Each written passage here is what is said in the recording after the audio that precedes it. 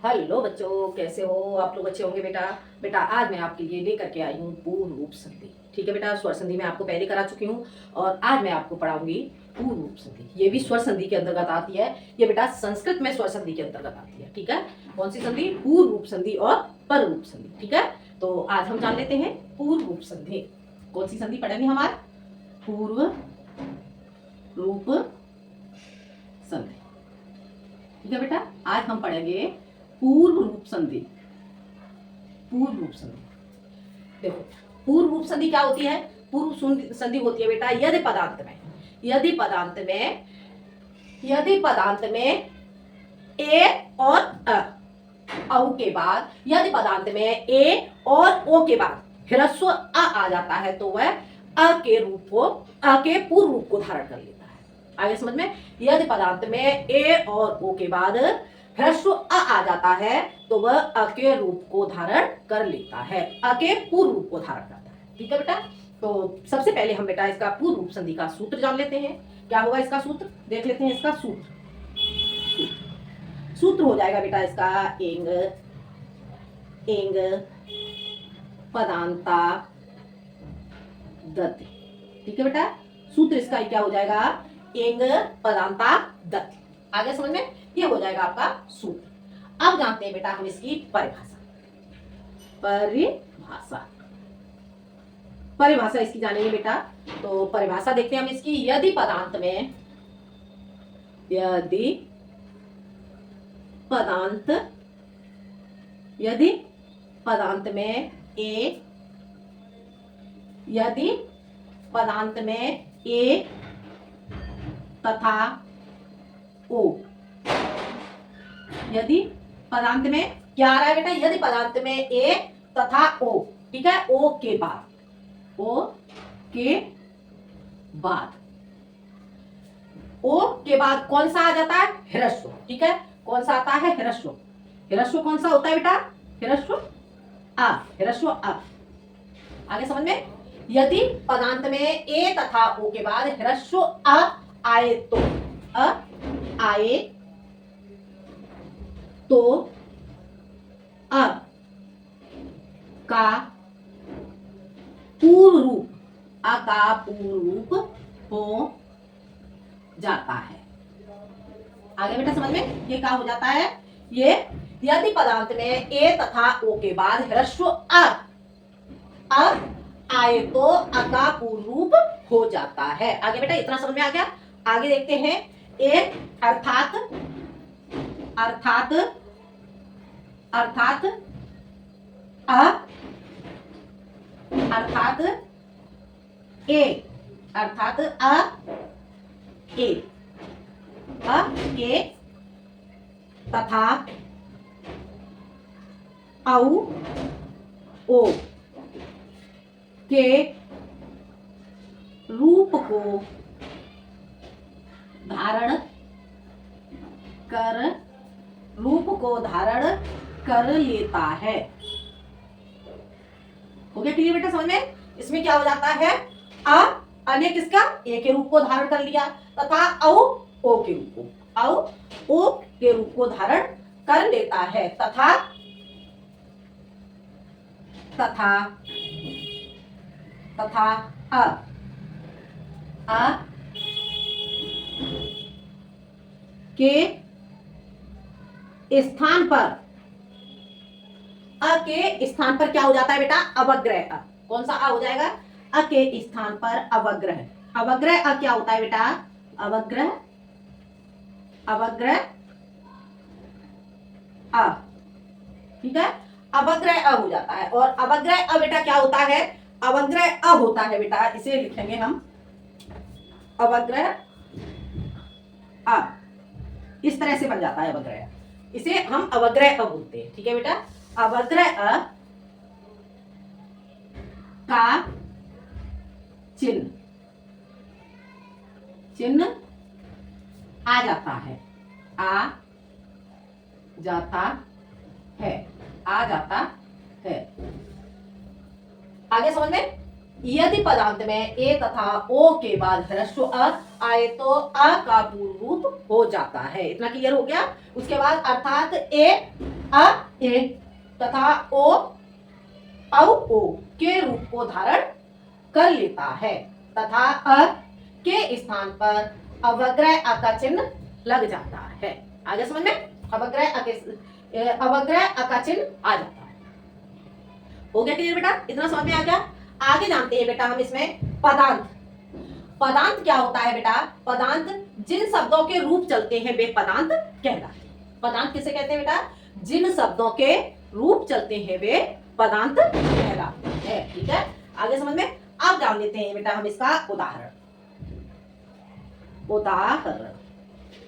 उदाहरण देखते हैं बेटा हम इसका।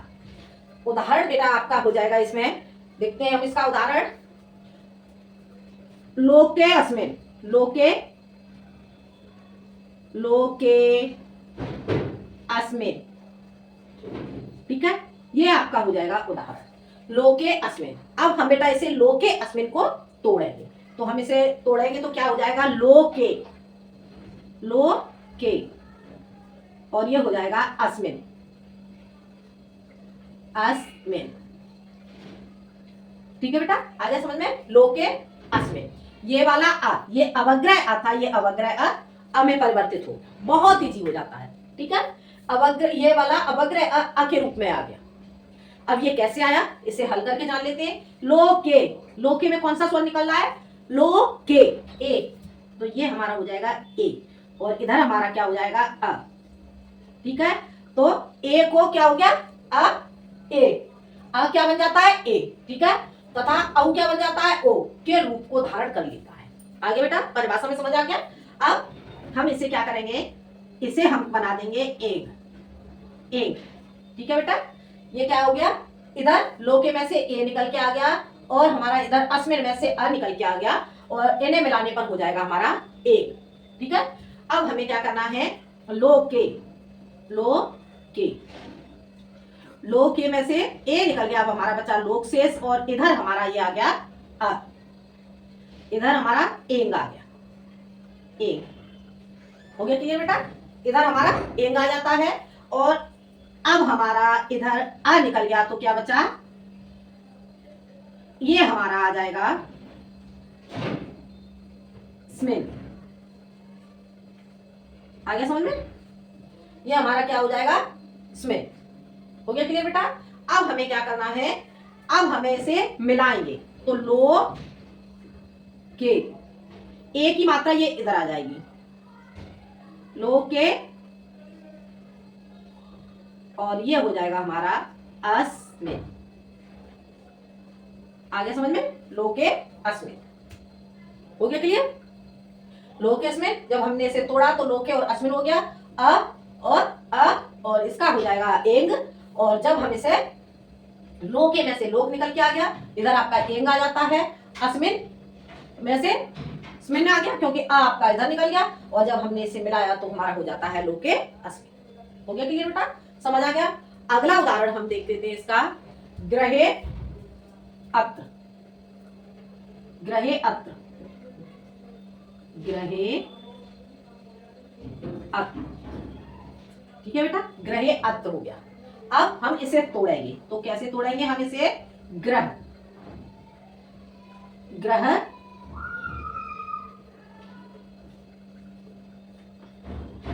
ग्रहे, और ये अवग्रह अ को सिर्फ हम अ बना देंगे, अत्र। आगे समझ में? हमें अवग्रह अ को अ में परिवर्तित करना है, बाकी ऐसे कैसे हम तोड़ देंगे। अब ग्रहे, ग्रहे में से हमारा क्या निकल के आएगा? ए, और इधर हमारा आ जाएगा अ, क्या है? अ का ए, तो अ का हमारा ए, अब इसे ये हमारा हो जाएगा ए, एंग। ठीक है बेटा, अब ए निकल गया, अब हमारा बाकी रहा ग्रह। ठीक है, और इधर ये आ जाएगा आपका अ निकल गया, पहले लेंगे एंग। ठीक है, और एंग, अब इधर आपका अ निकल गया, तो इधर आपका शेष बचेगा त्र। ठीक है, अब हम इसे मिलाएंगे, तो मिलाने पर हो जाएगा ग्रहे, ये इधर आ गया ग्रहे त्र। हो गया क्लियर? आगे समझ में? इस तरह से आपका पूर्ण रूप संधि हो जाता है। ठीक है, आगे देख लेते हैं। इतना समझ में आ गया? अब अगला क्या है बेटा, अगला उदाहरण हम देख लेते हैं।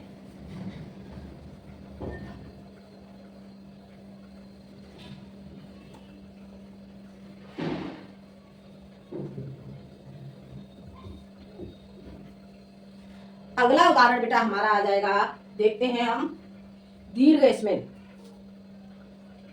दीर्घ दीर्घ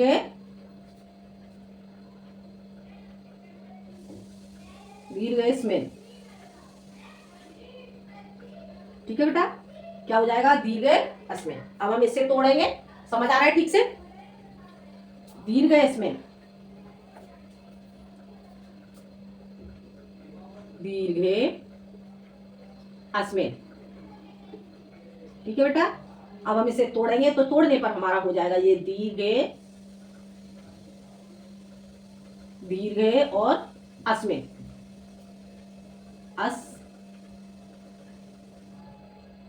अस्मिन। अब अग्र अका आ हो जाएगा अस्मिन, ठीक है, दीर्घ अस्मिन। अब दीर्घ में से अ निकल गया, आ, दीर्घ में से ए निकल गई, दीर्घ से ए निकल के आएगी बेटा, ये आपकी हो जाती है ए, और इधर आपका आ जाएगा अ, और इसका हो जाएगा आपका एंग, ठीक है। अब आपका बाकी बचा दीर्घ, ठीक है, और ये आपका आ जाएगा एंग, और इधर अ निकल गया तो आ जाएगा अस्मिन, और जब हम इसे मिलाएंगे तो मिलाने पर हो जाएगा हमारा दीर्घ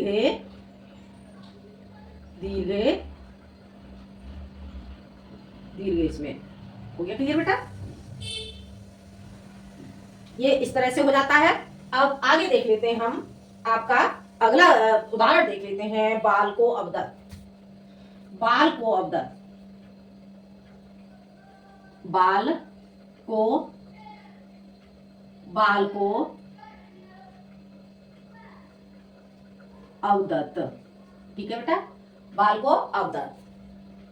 अब हम इसे तोड़ेंगे, तो इसे तोड़ने पर हमारा क्या हो जाएगा, बालक, बाल को, और इधर हो जाएगा हमारा अवदत, ठीक है बेटा। बाल को में से हमारा क्या स्वर निकल के आ रहा है, को, ओ, और इधर हमारा आ जाएगा अ, तो ओ के ओ और अ, तो इसे मिलाने पर ये हो जाएगा हमारा ओ, ओंग, ठीक है, ओंग। आ गया समझ में। अब बाल को में से ओ निकल गया, अब हमारा शेष बचा बालक, ठीक है, और इधर आ जाएगा हमारा ओंग,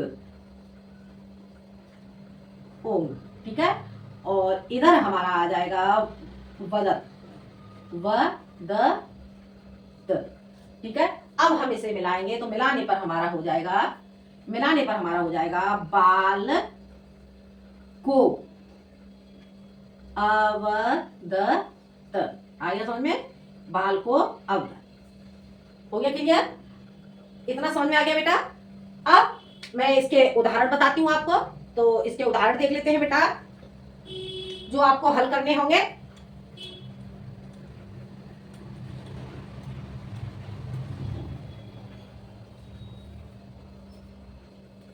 उदाहरण आपका हो जाएगा बेटा, दासो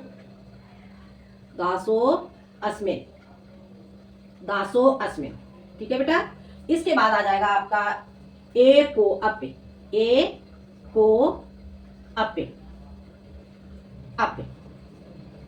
उसके बाद आ जाएगा आपका को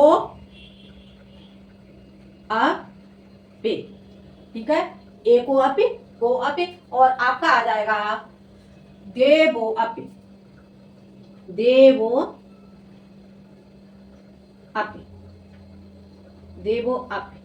ठीक है बेटा। ये उदाहरण आपको हल करने हैं, ठीक है, बाकी के और भी उदाहरण आप हल कर लेना, और जो चीज समझ में नहीं आए वो बेटा आप कमेंट में मुझे जरूर बताएं, ठीक है। तो आज के लिए इतना ही, अगले वीडियो में मैं आपको पढ़ाऊंगी पूर्व रूप संधि, आपकी याद हो जाती है, अगले वीडियो में मैं आपको बताऊंगी पर रूप संधि, ठीक है बेटा। तो आज के लिए इतना ही, मिलते हैं एक नए टॉपिक के साथ, जब तक के लिए धन्यवाद।